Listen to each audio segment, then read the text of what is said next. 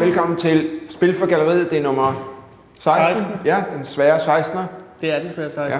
Og i dag har vi en særlig speciel gæst, og vores gæster er altid specielle, men i dag selveste Jørgen Jønke Nielsen. Værsgo. Ja. Værsgo og velkommen til. Tak for det. Det er meget... Så bliver du meget gangster. Ja. Hvorfor mund? Jamen det passer jo også ind i coronatiderne at være sådan lidt. Ja. Men det er jo ikke gangsteren Jørgen Jønke, det er forfatteren. Ja. Jeg vil gerne lægge ud med et spørgsmål. Hvorfor skal vi igennem det? For du ved jo, at jeg dør af det. Nej. Ja. Altså, jeg vil spørge dig, når man har lavet en forbrydelse. Hvis man har lavet den. Ja, hvis man har lavet den. Ja, fordi vi har vel alle gjort det. Og når man bliver dømt. Ja. Og man har siddet i spjældet. Ja.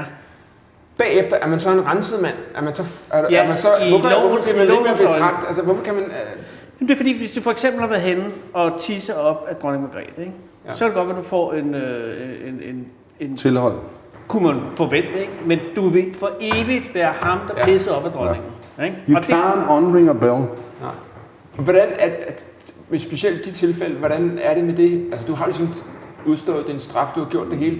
Du vil altid blive betragtet som ham, der nakkede makrellen. Hvordan er det? Jamen, jeg har det meget fint. Altså, det er ikke noget, jeg tænker over. Det kommer sådan set kun frem i sådan et tilfælde nu, hvor du nævner det, og så hvis jeg er ude og holde foredrag. Ellers så er det jo slet ikke noget, der er en del af mit liv. De fleste mennesker, de er kommet over det. Men du har ret. En gang imellem møder med en, der, når jeg går ind på en restaurant, så kan jeg godt se, at vedkommende kigger nærmest forarvet og siger, hvad laver han på en restaurant? Han skal da ikke have lov at sidde og spise på en restaurant, selvom det er 36 år siden. Ja. Er det 36 år siden? Ja, det er det faktisk. Jamen, nogle gange tror man jo, det var i går, ikke? Makrellen skulle have været pensioneret i år. 36 år siden, og det er jo vanvittigt at tænke på. Ja. Men det at hele tiden at blive mindet om det, jeg havde sådan en idé om, at så er det. Man har lavet sin straf, du har givet 16 år af dit liv på det der. Men det er det jo ikke, og der kan man sige, det bliver også værre og værre i Danmark, hvor det ikke var så slemt i gamle dage, hvor man kan sige, at der var nogle andre, der førte strafferetspolitikken i Danmark og det hele jo. Det var dengang, man snakkede om resocialisering og så videre, det er man ikke så meget. Man er fuldt lidt af amerikanerne, så det bliver sådan lidt mere og mere, he's an ex-con. Der er vi ikke kommet til endnu, men over i USA, der er det jo en ex-con. Du har for eksempel mistet din stemmeret formentlig forever i USA. Det mister du jo heller ikke i Danmark, når bare lige for at trække det lidt op modsat det land, ikke? Og det er faktisk meget interessant, at du det er hævn, og man kan sige, det der nok er lidt ved mig også, det er, at jeg fortryder ikke. Vi lever jo i den kristne kulturkreds, hvilket jeg også befinder mig vel i, faktisk, vil jeg da sige. Ja, og du er velkommen. Men, tak for det. Men det der er i det er, at jeg har altid haft sådan lidt jeg har ikke brugt mig om alle dem der sidder grædt på tv. Altså vi kan gå helt tilbage til Ritt Bjerregaard og Anders Fjord og senere hen, Bjarne Riis, cykelrytteren der sidder. Det er jo kun fordi de vil have hånden ned i kagedåsen igen og være med, at de sidder der og fortryder og græder over whatever de nu engang har lavet eller lavet forkert og sådan noget. Og der kommer du aldrig hen til mig. Altså det gider jeg simpelthen ikke. Hvor kommer den der fortrydelseskultur fra? Altså det der med at sige undskyld? Altså... Nå, men man kan vel også fortryde noget? Jamen det kan man da sagtens, og det jeg gør dagligt noget, jeg fortryder. Jo, men jeg er jo blevet spurgt om det her mange gange, for eksempel ikke så meget mere, fordi nu er det så længe siden, så nu er folk sådan set lidt ligeglade. 36 år. Ja. Men nu når du siger det der, så er det da nemlig rigtigt nok, fordi jeg har ikke selv lagt mærke til hende, men de gik meget op i, at der var en 14-årig skolepige, der kom cyklende i nærheden, og så begyndte de selvfølgelig at gøre det lidt farligt for hende, selvom hun aldrig var i fare. Dengang med makrellen, ja. Okay. Og når man så spørger mig, om jeg fortryder det med makrellen, nej, for jeg var udmærket godt klar over, hvad jeg gjorde, og jeg har overhovedet ikke ondt af ham. Det var mænd mod mænd, kill or get killed. Det var, hvad det var. Jeg kan have ondt af hans mor, for eksempel, eller noget familie, og jeg ville have fortrudt, hvis jeg havde ramt den 14-årige pige bitterligt. Fordi det havde været forkert, og men jeg kan jo ikke fortryde noget, jeg ikke mener. Og det er det, jeg siger er, at den der, vi har jo lige været i de der fortrydelsernes årti, der hvor de alle sammen har siddet og hældt vand ud af ørerne, og jamen, det er også forfærdeligt. Og det er jo kun fordi, de vil være med igen. Altså dem om det, det er bare ikke mig. Men har du gjort noget, du har fortrudt? Ja, det har jeg da gennem livet, har der nogle ting. Vi skriver op. Kom med listen. Ja, men den er ikke lang. For jeg er faktisk meget velovervejet i mine ting, og hvad jeg gør. Sådan noget. Og det var jeg også med det jo. Hvad er det værste, du har gjort, som du fortryder? Det var at Altså sådan moralsk set, eller... Altså, i det hele taget? Så synes jeg, at det var en kæmpe fejl, at jeg brugte 10 år på universitetet, og i stedet for bare at gå i gang med at lave kunst. Det der, jeg har brændt 10 år der. Ja. Fordi jeg har ikke rigtig lært noget derinde. Og jeg gjorde det, fordi det borgerlige liv påbyder, at man skal lige få en uddannelse. Ikke? Jeg skulle have gjort som dig, sprunget lige ud i det og blive kendt. Er det den største fortrydelse? Nej, og så har jeg også en fortrydelse, at for eksempel, jeg har ikke været... Det er sådan mere, hvad jeg ikke har været god nok til. Jamen, jeg tænker mere noget, du har gjort, hvor du tænker, shit, det skulle jeg ikke have gjort. Nej. Jeg kan ikke lige nævne noget. Jamen, det kan jeg egentlig heller ikke, fordi jeg har det sådan lidt, at der er ingen grund til at fortryde noget, for vi griner af det i morgen, ikke? Altså, det nytter ikke noget at sidde og skære tænder. Men hvis man sidder en dag, og man tænker på sit liv, så det er mere, når man er alene, Jo, nu ved jeg. Jeg kan huske en ting pludselig. Hold da op. Det er ikke sådan noget stort, men jeg skammer over det. En gang, da jeg gik på kostskole, ikke?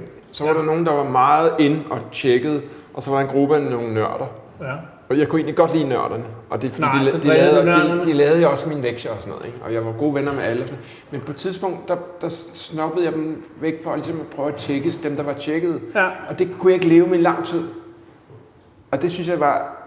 Jeg var den eneste i hele min årgang, der inviterede hele årgangen med til studenterfesten. Det er jo sådan nogle små ting, ikke? Men alligevel, jeg gik hen til de der folk, og så forklarede jeg mig bagefter, fik jeg renset det ud. Det var ubehageligt at tage sig selv i en... Nå, men det er jo så har du gjort noget jamen, tror du ikke også, man er god til at skubbe det væk og glemme det lidt, det man gerne, eller det man synes, man fortryder? Fordi det er jo ikke noget, man er så stolt af eller glad for, når man fortryder det. Men jeg tænker, jeg havde en kæreste, der hed Anita, ikke? Ja. Hende i badekarret? Nej, hun hed Anne Mette. Men hende, der hed Anita, var virkelig, virkelig forelsket hende. Og så var vi kærester, og så hun boede i Tølløs, og jeg boede i København. Vium. Og så vi sås mest i weekenderne, ikke? Og så synes jeg, ja, det tror jeg var kærester. Hvordan finder man en kæreste i Tølløse? Undskyld. Jeg mødte hende til en fest nede ved Furesøen. Hvad var det for en fest? Altså, man kommer fra Tølløse til en fest? Jamen det er fordi... Okay, prøv at Olof... Hvad er der i vejen med Tølløse? Ja. Jamen, det var sjovt, man bruger hvad skal man lave til det? Ja. Skal blande? Nej, der sker det, at jeg er kæreste med en, der hedder Anne Maja. Ganske kort tid, så kommer jeg hjem hos hende. Hun bor nede ved Furesøen i det eneste, sådan lidt, kan man sige, slummede hus. Ja. Eller det er et gammelt sommerhus, ikke? Hendes far er kunstner, det er vi interesseret. Han hedder Van Dommelen. Van Domino? Ja, lad os sige det. Van Dommelen. Van Dommel? Okay. Så sidder jeg der med Anne Maja. Jeg er virkelig, og første gang jeg inviterer hjem til hende, så kommer hendes far ind, klædt ud som gorilla, og hopper op på bordet og sparker alle kopper ned, så de smadrer. Og så skriger han mig ind i hovedet og løber igen. Fedt at møde svigerfar. Det er sådan at møde svigerfar. Det er 30 år før The Square. Det kan man sige. Men det gør, at Anne Majas og mit forhold bliver hurtigt til et venforhold, men så bliver jeg ved med at hænge ud dernede, fordi de er virkelig søde. Hendes storebror, Olof, er bedste venner med en fyr, der hedder, så vidt jeg husker... Karsten. Lad os sige Karsten. Det kommer så ikke til nøje. Karsten har haft et meget kort forhold til hende fra Tølløse. Ja. Møder hende til en fest inde i København. Inviterer hende med til den her fest. Nede hos Anne Majas storebror Olof. Jeg kommer ned, jeg ser Anisse, jeg bliver virkelig forelsket i hende. Og det siger bare. Nej, men jeg er meget ihærdig, og jeg går så i fredsmarch. Bliver du pinlig? Hvad siger du? Bliver du pinlig? Ja. Er du så ihærdig, så du bliver pinlig? Nå, det pinlige sker, at det jeg får, jeg bliver ved kærester. Nu skal jeg ikke lave det her for langt. Jeg bliver kærester i 3 år, og så er jeg ikke... det er længe, ja, og det er gymnasiet og sådan noget. Men jeg har andre kærester ved siden af. Og det fortryder du? Nej, så sker det på tidspunkt, så begynder hun at arbejde nede på Tølløs Bodega. Og der kommer nogle af de hårde fyre. Fra Tølløs? Nå. Ikke dig, men sådan nogen, ikke? Ja. Og der er så en, der hedder Stefan, som går med sådan en, sådan nogle kæder. Man havde i gamle dage sådan nogle tunge metalkæder. Ja. Og så en dag, så kommer jeg ud til Anita, så kan jeg se, så har hun den her kæde på. Så ved jeg, så er det galt. Der fortrød jeg, at jeg ikke havde været en ordentlig kæreste for hende. Og sagt sandheden. Ja, og så i stedet for at bare tage hende som givet, så hun løb med Stefan. Men er du bange for vold? Bange for vold? Ja, har du aldrig fået ind på kassen? Jo, som dreng har jeg fået på kassen. Men har du fået sådan en rigtig tæv? Definerer rigtig tæv. Altså sådan nogen, der rigtig har slået på dig sådan... Nej, jeg har fået buksevand. Jamen, jeg ved ikke, hvad er rigtig tæv? Hvad er rigtig tæv? Har du fået rigtig tæv? Nej, men jeg har fået det. Jeg har måske nok fået det under slagsmål, som folk vil betragte som rigtig tæv. Men har du været... Så jeg har aldrig gået ned. Ja, det har jeg. Jeg Okay. er både blevet syet og lidt af hvert i forbindelse med slagsmål. Du har aldrig gået ned, så du har aldrig endt med at tage. Nej, jeg har aldrig tabt, Okay, men men du har været- jeg vil være kendende, at et par gange har det været tæt på, men så er man blevet reddet lidt af gongongen. Du ved, at det enten det kan være, at strisserne er dukket op, hvis det har været et masse slagsmål eller et eller andet, ikke? Eller du ved, det sidste gang jeg slogs, det var som udsmider i Canada. Der arbejdede jeg på sådan en gammel hotel. Efter The Royal. episoden med Makrel, hvor du rejste til... Ja, og der arbejdede jeg som dørmand, og der kunne det godt gå lidt hit til, sådan en gang hver anden måned. Lige når månen den stod det forkerte sted og sådan noget, så var der bare gang i den hele aften og den, og der måtte udsmiderne, altså, der var vi vores løn værd. Ja. Og der gik det lidt hit til nogle gange. Det var sådan lidt et cowboy-værtshus. Vi lukkede 1000 ind i den ene side og 250 i den anden side. Og det var med scener og det hele, og der kom en nyt bane hver uge. Og der var 40 værelser ovenpå. Og det var sådan en lobby, hvor der var sat panserglas for, fordi der var en, der hed telefonen af og smidt den efter hende der receptionisten. Så det var sådan et sted, der var rimelig hårdt, og vi var nødt til at være 6 mand på arbejde der torsdag, fredag og lørdag. 6 udsmidere? Ja, altså, og vi var rimelig high-powered, må jeg sige. Men det der var det var, at hvis du ikke sådan slogs mand mod mand på det sted der, så kunne du roligt regne med, så slogs halvdelen af værtshuset. Dengang var der ikke Og de knive, havde vel? brødre. Nej, det var der ikke rigtig noget. Det var den der. Der var en enkelt, der trak en kniv en enkelt gang, og det fik vi lige ordnet ud af bagdøren. Men det var den der. Ja. Men der var nogle hårde slagsmål, vil jeg sige. Ikke? Og især Men så i starten- bagefter kunne man så sidde og få en øl? Nej. Nej, altså vi havde det sådan, at vi ligegyldigt hvad folk lavede, så blev de lukket ind næste dag, medmindre de slog på udsmiderne. Ja, det gider. Og hvis de gjorde det, så fik de sådan en måned til 3 måneders karantæne, ikke? Og det kom de så altid ned sådan med hatten i hånden på dage efter og prøvede at forhandle om. Og, Men hvad er det værste, altså, ved at blive slået? Altså, hvor er det værste at blive slået henne? Altså, hvad er frygt? Ja, I slagsmål, hvad frygter man så mest? Altså, jeg vil frygte at blive slået på den ene. På tuden, ja. Nej, men altså, hvis vi skal snakke om det værste, at blive slået et slagsmål, det er på hagen, fordi det er det, bokserne bruger for at slå en anden ud. Jo. Der sidder jo en kontakt der går lige ned til hjertet. Bum. Hvad med Så er du solar slået plexus? ud. Og det, jamen, det er også... Og dør du af det, ikke? Nej, det gør du ikke. Men nu snakker vi ikke om det værste. Nu snakker vi, han spørger mig om det værste sted at blive slået. Tak, ja. Og det er selvfølgelig der, for så bliver du slået ud. Altså, kan man slå folk ud med at slå Ja, lige på ja, hagen? det er det, du ser med, når du ser 2 professionelle bokser, og så lige pludselig bliver den ene slået ned. Det er fordi, han bliver ramt på det, vi kalder kontakten, og den går direkte ned og slukker. Er det et uppercut?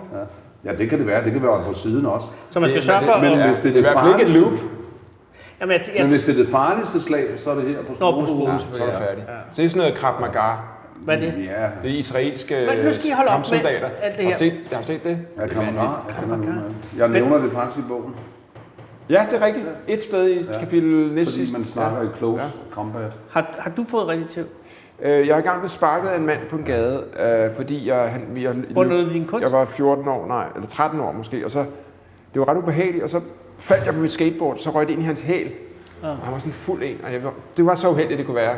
Han kom efter mig, og så slog han mig i ryggen og sparkede mig. Og jeg tænkte, jeg var mere sådan chokeret. Why? Men skulle du egentlig ikke have haft en røvfuld? Tror du ikke, det er der er galt med dig i virkeligheden? Jo. Ja. Du skulle nok have haft en ordentlig Men det, jeg vil omgang. spørge om i den forbindelse, det er, at jeg har en ven, der hedder Grant. Har du ikke mødt ham? Han der laver film, hjemmefilm. Ja, det tror jeg, du Han er en rigtig slagsbror. Og han er sådan en, hvis han står for langt nede i køen, og der er nogen, der brokker sig i supermarkedet og spiller op, så siger han, kom herud, og så tager han en dåse ærter, og så går han videre, så er det overstået. Men Han det siger er- til mig, at det der med at slå, det er, hvis du ikke har altså, når du sidder med skolepsykologen som 14-årig, og siger, at du må ikke slå, så er det fordi, hun ikke har prøvet at slå. Når man slår, så er det berusende. Det er næsten som at have sex. At slå Jamen, et det andet er menneske. ham, med at så sige. Nej, men er det ikke generelt, det er udløsende? Jeg synes, han lyder som om, han har lidt issue. Og så får man ligesom afgjort det hurtigt. Jeg vil ikke hellere have Det var et... sjovt at slås i gamle dage. Det var sjovt, fordi det ikke var værre, end det var. Det var sjovt at være i værtshusslagsmål og så videre. Men det der med, altså det lyder nærmest lidt sadistisk. Det der. Nej, men hvis du Jeg har vil prøvet godt at slå, lige så sige er det en ting. flot. Jeg vil godt lige sige en ting om mig selv. Jeg har ikke slået nogen, der ikke har fortjent at blive slået. Det vil jeg... Jo, en. Og nu sad vi og snakkede om fortryd før, men jeg synes, det var for banalt at hive sådan en lille ting frem. Nej, for der jeg er ikke noget fortrød- banalt i det her program. Nej, men jeg siger ham... Kun kom de jeg- ting, jeg siger. Nej, Men det jeg vil frem til, det er, at jeg siger, hvis man har retten på sin side, og det, jeg føler lidt med mig selv, ikke så meget nu, fordi jeg har ikke været op og slås længe, det er lidt pinligt, jeg er 60 år nu, altså jeg synes, det er lidt latterligt, at ligger rundt ud på gaden lige pludselig, ikke? Men det jeg mener er, at jeg mener en af hovedårsagerne til, at jeg aldrig har tabt et slagsmål, det er, at jeg altid har haft retten på min side. Det har jeg altid følt. Og det giver trods alt noget alligevel, fordi Det er skidt at vågne op om morgenen og ikke have retten på sin side. Det er der nogen, der har, der ikke kan tåle at drikke, for eksempel. Jeg kan godt tåle at drikke og sådan noget. Men nu, når vi var ved det der fortrød, der kan man godt sige lige sådan en lille ting her. Jeg kom en gang til at sparke en i hovedet ude på bakken for mange, mange år siden. Altså næsten før makreldrab, så vi snakker. Du har været 21? Ja, med nogle år. Dengang, hvor der var det der sted under rutsjebanen, ja, hvor man kunne købe has. Ja, lige præcis. Yes. Og der var vi lige, det var før Hells Angels. Og vi skulle tænke på Hells Angels før Hells. Jamen, det var vi så ikke. Vi var Nomads og Galloping Goose. Jeg var den anden side. Men det jeg mener er, jeg er dernede med en prospect, og vi er dernede, og vi sidder dernede. Og det er lige i den der periode, hvor vi begynder at kunne lide flipperne lidt. Det kunne vi ikke i starten. Ja. Men lige fandt vi ud af, at der var kun flipper og disker og rocker dengang. Der var ikke andre. Det var nemt, ikke? Det var nemt. Der var ingen indvandrere? Nej, dem var der sådan ikke rigtigt. Jo, de var der, men de blev kaldt fremmedarbejdere. Ja, fremmedarbejdere. For de var jo arbejdere og kom fra et andet land. Ja. Så det var det ord, man brugte dengang. Men det var slet ikke noget, vi havde sådan rigtig at rode med. Og flipper, disker. Men netop det er sjovt, du nævner det sted der. Kan du huske, når politiet kom ind, og så i undercover, så kunne man se et sted, der havde ekosko på? Ja, men det havde de altid dengang. Men det der var lidt... Så havde de sådan nogle flipperveste på. Ja, men det der er lidt vigtigt her, det er, at det er lige den periode, hvor der faktisk er nogen i vores miljø, der begynder at ryge hash. Det tror jeg også har haft noget til, at man melder jo lidt ud og sådan noget. Og det gik også lidt op for folk, at der var ingen grund til at være efter flipperne, fordi de ville jo ikke noget. Det var faktisk diskerne, der var... også dem, der skabte. Det var diskerne, der var smart, var jo. Ja. Altså, og da vi så går derfra, og vi har været dernede, og jeg kan ikke huske, om jeg er begyndt at ryge. Jo, jeg tror, jeg er begyndt at ryge på det tidspunkt selv. Jeg ryger lidt en gang imellem. Men det er jo de tidlige år. Jeg har været 20 år eller sådan noget, jeg tror det er i 80 eller sådan 79-80. Ja. Da vi går derfra meget Prosper, der når vi sådan op og rundt, så kommer der en løb. Og der var ved at være lidt ballade derinde, men det endte ikke rigtig noget. Så kommer der en løvende bagfra og vil slås, tror jeg. Og han når aldrig hen til os, for der snurrer jeg rundt og han får et baglæns cirkelspark lige i skallen og rører ned. Heldigvis sparker jeg ikke sådan igennem. Det er sådan lidt et chat for at lægge ham ned. Men jeg er også fuld, selvfølgelig. Men det der sker er, at han kommer op, og ham der prospect, han hiver i mig fra siden og siger, hey, jeg tror sgu bare, han vil hilse på dig. Og det ville han. Og da han siger det der, nu når vi snakker om at fortryde, fordi det fortryder jeg jo, men det er jo ikke sådan en ting, man går og dvæler ved resten af livet, men nu når du lige nævner, når vi kom ind på det her, og jeg går hen til ham og giver ham hånden og får hævet ham op igen, og så siger, det må du sgu undskylde. Så jeg vil bare sige hej. Og det var sådan vildt pinligt, fordi det er jo ikke sådan en, man sparker ned, medmindre man er syg. Det var en svipser. Det var en svipser. Og det kunne jeg jo godt fortryde, men altså... Jeg vil da sige, at jeg vil da fortryde, at jeg er født som en hvid mand i en privilegeret verden, der udrydder alle de andre folkeslag. Jeg prøver at lave en krølle til bogen nu. Nå, men du kan ikke fortryde de biologiske herkomst. Nej, men jeg kunne godt tænke mig at skulle sige sådan noget. Nu skal du passe på, hvad du siger her, vi ikke bliver taget af YouTube, for jeg støtter jo ikke Black Lives Matter. Nej, overhovedet ikke. Jeg støtter All Lives Matter. Så, nu skal vi allerede nu går vi begge mener jeg ved slet ikke, om vi gennemfører det. Men det kan vi da godt lige tage, fordi mener du ikke, at folk, der er blevet røvrendt i 400 år, ikke skal have en lille chance for at komme op igen? Det skal der i hvert fald. Men jeg mener da ikke, det er måden, og jeg synes ikke, det er måden, det har udviklet sig på med at brænde bydel af og smadre alle mulige andre mennesker og sige, at hvide folk skal ned bag os i bussen. Jeg har sgu ikke gjort noget, jeg har ikke tænkt mig at knæle for noget, der er sket for 100 eller en anden år siden. Okay, lad os nu sige, at der var et helt samlet sort USA, og du skulle være deres nye marketingchef. Eller hvad vil du råde dem til? Hvad vil du råde dem til? Jeg vil råde dem til at lade være med at snakke så meget om racisme, så de ikke deler folk op i hvide og sorte og gule. Ja. Jeg så det faktisk i forgårs, hvor de spørger Morgan Freeman, so how do we stop racism? Stop talking about it, råbte han. Ja. Ikke? Og prøv at kigge ind i jer selv. Altså, der er jo en hel masse ting, der gør sig gældende derovre. Og nu skal jeg jo ikke gøre mig til den klogeste på det derovre, men rent faktisk, så er den der konflikt, vi snakker om, helt tilbage til borgerkrig, den har jo aldrig rigtig sluttet. Den er jo bare blevet undertrykt, fordi at dem i nord, i øvrigt republikanerne, sjovt nok, var stærkest, for det var demokraterne, der ville bevare slaveriet. Det skal vi lige huske at holde fast. Så vi kan slet ikke give nogen mening. Og nu får Trump jo skyld for alt, men det er jo slet ikke Trumps skyld.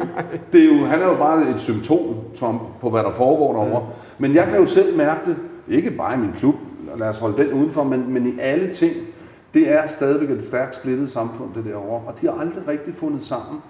Og så er der så en masse mennesker, som trods alt har fået en succes, Fordi det så du også, hvis du har set det der, så du også sådan en som Denzel Washington. Han sagde, lad os lade være med at give systemet skylden for alt det her nu. Og rent faktisk... Siger du Denzel eller Denzel? Det har han lige sagt, han siger Denzel. Hvad siger du? Denzel. Jeg siger det samme som Jynke. Okay, undskyld. Generelt. Så vi i hvert fald 2 hvis du prøver på noget. Men det vil sige, at måden... Hvorfor snakker vi om racisme? Nej, fordi det er fordi, han vil jo vi lader op til det her, fordi vi skal... Nå ja, men det bare lige inden vi hvis du havde læst bogen... Men det synes vi vender tilbage som... Hvorfor har du ikke læst den? Jamen, skal vi tage den nu? Ja. Hvad er kommet i vejen Jørgen, der har været... for det fabelagtige mesterværk? Jamen, og det er jo det, jeg kan sige med fuldstændig ren sjæl. Jeg ved jo ikke, om det er et mesterværk eller et magtværk. Jeg ved... Er du sød, eller hvem det der? Ja. Jeg sidder faktisk nu. Jeg ved, jeg ikke har læst den, og det vil jeg gerne beklage. Jeg havde overvejet at fake det, ikke? Man kan gøre, fordi jeg har været journalist i mange år. Man kan læse den her, skal man læse første kapitel.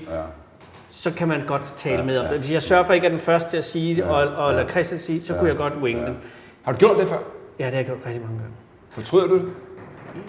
Nej, for jeg har ikke gjort det i 8 mening. Jeg har gjort det for... Men det jeg vil sige, her ikke, der kunne jeg bare ende med noget tungt ude i havnen. Nej, sådan er det ikke. Nej. Det er jo det. Men alle, der anmelder den her bog dårligt. Prøv at høre. Jeg tror ikke, der er mange, der har fået så mange dårlige anmeldelser, som jeg har, for de anmelder altid mig. De anmelder faktisk ikke min bog. Men jeg er meget spændt på den her bog, fordi nu ved det eneste, jeg ved, jeg har faktisk læst bag på den, ikke? Og du har fortalt om den, og jeg synes, det er vanvittigt overraskende og interessant, at du vælger at skrive sådan en bog. Ja, nu skal vi lige og jeg starte. lover, at jeg vil læse den, men jeg vil meget gerne have, om vi så, jeg kan være den forudsætningsløse. Yes, nu Du er ham, der har læst den, du er ham, der har skrevet den. Vi starter lige et andet sted. Det her er bog nummer 9. Ja. Og Den svære nier. Ja, og du har jo... Den første, det var Jynke Mit Liv. Ja. Det var jo et hit. Ja. Den var den læste jeg faktisk på vagt i Søværnet. Ja, og den har jo alle jo læst. Ja. Det er jo, den var, og den kan man sige, den var lidt lige ud af landevejen at skrive, fordi dels var det jo den tid, hvor alle var uskyldige, der var højt, der var mangfoldighed dengang. Ja. Hvornår er den fra? Den er fra 85. Men den handler jo lige præcis om mangfoldighed. Det er fordi nu, ikke fordi jeg skal gå tilbage til det emne lige vi har været, men alt det der mangfoldighed, de render og snakker om, det er der jo slet ikke. Nej. Deres mangfoldighed vil de gerne have, venstre radikal, hvem de er, det er lige meget. Men der var mangfoldighed. Det kan I huske, hvis I levede i 60'erne og 70'erne. Vi er jo nogenlunde jævnaldrende. Ja, og det er det, jeg mener. Der kunne du sådan set nærmest slippe afsted med hver, og folk tænker bare, nå okay, han er godt nok underlig ham der, ikke? Er det fordi, vi i dag ikke kan finde ud af at være uenige på en civiliseret måde? Det kan godt være det. Vi alle sammen, alle samfund er blevet lidt polariseret. Ja, hvorfor ikke? Det er jo da fedt at være uenige. Ja. Men jeg vil sige, der er ret meget... Det er jo tit. Det er jo sjovere at være sammen med nogen, man er uenige med. Ja. Det er også fedt at være sammen med nogen, der er enige med. Hvem? Nævn en, du er enig med. Min kone er nogen, der er enig med. Ja, men det tæller ikke. Det skal være sådan kammerater. Nå, kammerater. Kun mænd. Nå, det gælder kun mænd. Men jeg vil sige lige præcis omkring den bog der, jeg har aldrig været så uenig med folk undervejs, mens jeg har skrevet den, og det er det, der er lidt interessant for mig. Den har været længe undervejs, alt for længe. Og hvad har de, nu går vi lige tilbage, de andre 9 bøger, hvad kan vi lige hurtigt sige? 8, hvad har det været om? Jamen, jeg har 4 biografier, og det er selvfølgelig, fordi jeg har haft... Ja, det er jo ikke kun om mig selv, men jeg har det jo også lidt sjovt, når folk bliver ved med. Jeg har jo mange Jeg læste det lever stadig. Ja, det er den nyeste. Men der er 4 selvbiografier, og der er mange folk, der spørger mig, om nu må det være en biografi igen, fordi jeg er lidt bagud tidsmæssigt set. Men jeg siger, hey, jeg er kun 60 og 4 selvbiografier. Det må det skal 15 år per bog, ikke? Har du skrevet 4 selvbiografier? Fuck, det er ikke så let. Men den første, nej, det er det faktisk ikke, og alligevel er det lidt, for det er faktisk meget svært at skrive en fictionbog, end at skrive selvbiografier, for der skal du bare huske. Og så har jeg lidt artikler og lidt kalender og sådan noget, der hjælper mig undervejs. Ja. Og så kan jeg gå ud og spørge nogle folk, der var med til det. Ja, det er klart. Det er jo men den første biografi, Mit Liv, jo, den foregår jo fra min fødsel. Ja. Hej. Kom indenfor. Den foregår jo fra min fødsel og frem til makrellen. Det er mit liv. Det er mit liv. Skrev du den alene? Ja, det gjorde jeg fuldstændig alene, men den er redigeret af Erik Thyssen. Og det er den af gode grunde nødt til, for den er skrevet i hånden. Og jeg har aldrig skrevet noget før. Det var min gamle ven i Markvak, dokumentarfilminstruktøren. Det var ham, der sagde til mig en gang oppe i sommerhuset, jeg kedede mig lidt, og så var jeg selvfølgelig så smask forelsket på det tidspunkt der, så jeg synes, de der 5 hverdage var latterlige. Men min kæreste havde en læreplads i et firma. Så hun kom kun... Nej, dog ikke Tølle, men hun kom kun... Var det dig, der tog hende? Yes. Jamen, hun ville have en, der var lidt mere spændende, det kan jeg ikke gøre for os. Nej, men det der sker jo så er, han siger, skriv en bog, og så skriver jeg. Og jeg skriver 993 sider, og jeg har dem stadigvæk. I sommerhuset? Nej, der skriver kun 110 sider. Jeg skriver den færdig nede på Paris. Du har jo en meget pæn håndskrift. Jeg har gemt nogle af de breve fra dengang. Det får man at skrive 993 sider. Nej, det var faktisk sådan, med al respekt, det er sådan meget feminint. Ja, tak for det. Den er gennemskrevet 2 gange, den der manuskript. Og jeg har fundet, jeg har det. Ja, i hånden. Jeg har skrevet det der ikke, at du ikke lige nåede 1000 sider.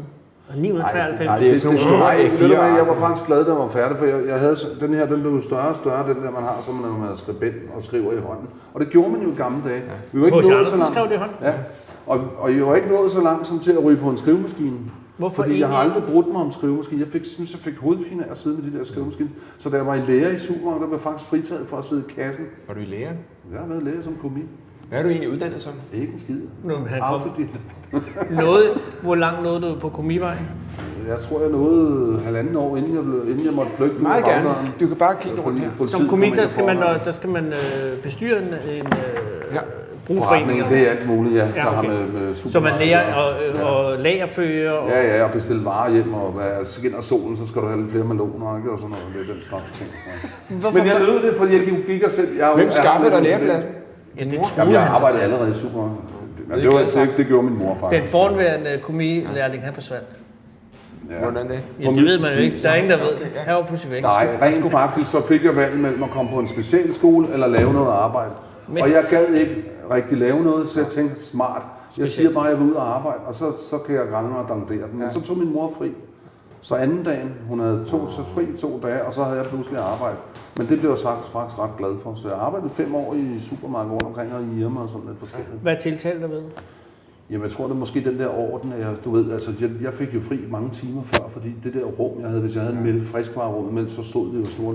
Jeg har lidt OCD, tror jeg. Og det tror jeg faktisk også, vi talte om sidste gang, at man kan jo heller ikke, altså hvis man skal for eksempel bestyre en større rockerklub, bikerklub. Hvad siger man egentlig? Bikerklub. Ja. Hvorfor siger man ikke rocker? For rocker er en anden tid. Det var noget, der var. Rocker var noget, der var i 70'erne og lige starten af 80'erne. Det var et perioderæs. Hvorfor bliver medierne ved med at kalde det rocker? Det er fordi, de ikke vil kalde os noget pænt. Det er bare rocker. Det ved jeg rocker godt. Jamen, så ved du, hvorfor du har lige svaret dig selv nu. Ja, okay. Man vil bevare det der skræmmebillede fra gamle dage. Man er ikke interesseret i, at vi bliver associeret med nogen, der kører på motorcykel. Heller nogle onde rocker. Hvis man bestyrer en større bikerklub, så skal man altså også have et vist organisatorisk talent. Ja. Altså man kan jo ikke lige vade ind for gaden og holde det kørende. I vores klub foregår det jo lidt sammen. Vi har lidt en flad struktur i Hells Angels, modsat mange andre jo. Indtryk af, at der også er en chef, ikke? Nej.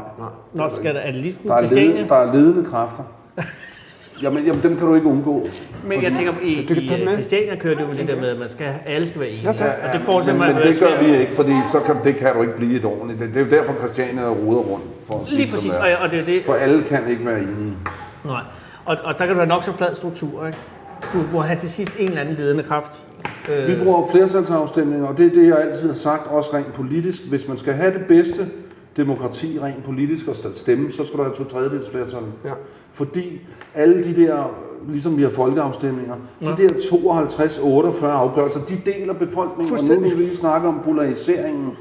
Du så det her sidste gang, vi skulle stemme om EU, ikke? Ja. Det var så lidt en svindelafstemning i mine øjne. Vi sad alle sammen og tænkte på Europol, og det blev de ved med at snakke om. Men det værste var jo i virkeligheden, at der skulle afgives suverænitet. Det var derfor, mine forældre stemte imod. Og det er jo sådan nogle helt andre typer end vi tre. Hvis du godt, at Asger Jorn har lavet et fodboldspil med 3 mål. Nej, du er ikke klar. Det er et værk, hvor ligesom en fodboldbane, hvor og så spiller man altid 2 mod 1. Ja. Han kunne heller ikke lide det der 1. Altså, der skulle altid være en fordeling. Ja. Men der er også skakspil. Men det er lidt fejl at være 1 mod 2, ikke? Ja, det er også. Det er jo ligesom at møde en trearmet bokser. Du har lige sagt 2/3 mod. Jamen, det er jo en afstemning. Men det er det samme. Kom op i en ring og så møde en trearmet bokser. Ja, det er også. Hvordan vil du klare det? 2 bokser mod 1. Eller hvis du kun ja, det vil jeg også sige. Men hvor henter du fra? Jeg er fra Gladsaxe. Selve Gladsaxe? Jeg er født på Søborg Torv. Jeg ved ikke, om den ligger der mere, men der lå klinikken deroppe, fødeklinikken deroppe, og der er faktisk ret mange, jeg kender, der er født deroppe også. Så du er en af Erhards drenge? Ja, det vil jeg sige. Jeg voksede op under Erhard Jacobsen, og vi var rigtig glade for Erhard Jacobsen. Han havde jo absolut flertal. Han havde absolut flertal i byrådet. Men han lavede Gladsaxe friluftsbad, og vi fik frikort til badet, og alle os børn, du ved, der gik i skole. Så han er sådan en slags husmandsbriks-tofte, ikke? Jo, altså uden svindel. Det ved jeg ikke. Han er en værdig mand. Men han var god. Han havde min kommune. Ja, jeg synes, kommunen boomede under ham. Jeg tror, han gik meget op i alle ting i sin kommune og havde et øje på hver finger. Det var der, han blev landspolitiker, at det ligesom stak af for ham, ikke? Men det vil der, mange mene. Ja, det vil mange mene, men jeg kunne godt lide de politikere, der var gennem. Jeg synes, de var jo fantastiske, både Erhard og Kaviar Knud og Glistrup og alt det der, fordi de havde deres meninger, og de stod ved, og de var ligeglade med, jamen for den sags skyld, Helle Adam Møller, han var jo meget mod mig, men han var stadig en slags hædersmand, og jeg har mødt ham jo. Jeg var inde i Folketinget en gang, hvor der var nogle besættere inde og kastede noget ud, og så stak af, og så alle folk sad, undtagen Helle Adam Møller, han sagde, hvor er der ingen, der gør noget? Og så løb han efter dem. Han er jo jægersoldat, eller var. Ja. Så han var eneste, der forfulgte dem hele gangen. Ham kunne du ikke stress. Det jeg godt kunne lide ved, at jeg mødte ham i nogle debatter, inden de forbød folk at have debat med mig på tv rundt omkring i programmet. Er det forbudt nu?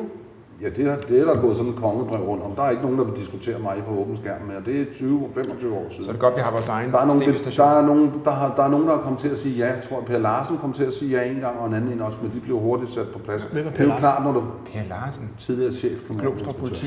Ham, der løb maraton hurtigere end dig. Ja, men der glemte de at nævne, at Middelbo løb hurtigere end ham. Men det var fordi... Og der var en kenianer i maraton. Nej, men det var fordi overskriften blev selvfølgelig hurtigt. En rocker kan man hurtigt løbe op, ikke? Og så siger jeg til ham, da jeg møder ham næste gang, så siger det er jo en meget sjov overskrift, og det er fint nok med mig. Jeg løb hele det maratonløb med en skade, for jeg fik en skade efter 500 meter. Men det var så stedet, så jeg nægtede at løbe. Og jeg er stadig ondt i min lår 20 år efter, på grund af, at jeg ikke ville op. Han var 5 timer, ikke? Jo, men jeg ved, at Middelbos træner, eller ham Spare der, som er jo rimelig god til det, han sagde også, at Jynke har løbet et løb, der er dobbelt så langt som alle andre. Og jeg 5 timer og 25 minutter tog, men du skal bare gøre det under 6 timer, så er det godkendt jo. Men han løb selvfølgelig på en tid langt bedre end min, for han er en god løber, Per. Ja, han fik ikke skade efter 500 meter. Men nej, men Middelbo overhældede ham jo nede ved søerne. Det kom ikke frem. Og det sagde jeg jo også til ham, hvad sagde den, gjorde han det? Du kan godt lide at prikke mig på skulderen, fordi så havde han så sat tempoet op, sagde han, fordi han ærgede sig lidt over det. Rent privat, du ved. Men tilbage til Gladsaxe. Ja. Du voksede op i Gladsaxe. Ja. Hvad laver dine forældre? Min far var postkontrollør på det tidspunkt, og min mor var advokatsekretær. Kontrollør? Hvad kontrollerede han? Altså Porto? Jamen, det ved jeg ikke rigtigt, men da han blev over postkontrollør, der blev han personalechef i P&T. Og fyrede ansat alle folk i postvæsenet. Det var hans underskrift. Nej, P&T. Men det var hans job. Han var en slags mellemleder i det offentlige? Nej, han var jo chef til sidst, fordi du kunne ikke blive fyret uden hans underskrift, så vidt jeg forstod, og du blev ansat med hans underskrift. Han kendte jo ikke alle sager, men han læste dem og så dem, og det var der bare en, der stod for. Og var han... Var han postmester? Er det sådan? Nej, han endte som postmester. Nu snakker vi, når jeg vokser op. Han blev postmester senere. Men jeg tænker bare, var han glad for sit arbejde? Ja. Kom han hjem og havde så indtryk? Han var rigtig glad. Men han var ikke glad de sidste 10 år, hvor han sad ude på postkontoret ude i Charlottenlund og Ordrup. Han havde de 2 postkontorer, fordi der lavede han ikke andet end at spare og fyre folk og sådan noget. Og det var ikke... Altså han voksede jo op og blev postelev som 17-årig, da dansk postvæsen boomede og blev det bedste postvæsen i hele verden. Det var dengang postbuddet kunne komme ind og få en kop kaffe. Ja, røde jakker på. Ja, og postnummerne var i orden. Men man fik sit brev til tiden, ikke? Ja, dagen efter. Ja, lige der var 2 omdelinger. Ja, det var der også, ja. Men hvad med din mor? Hun var advokatsekretær? Hun var advokatsekretær, og så blev hun skolesekretær. Og det var hun ikke så vild med lige i den periode, for det var mens jeg var rigtig uartig. Men hvornår startede det? Jamen, hvad? Uartigheden?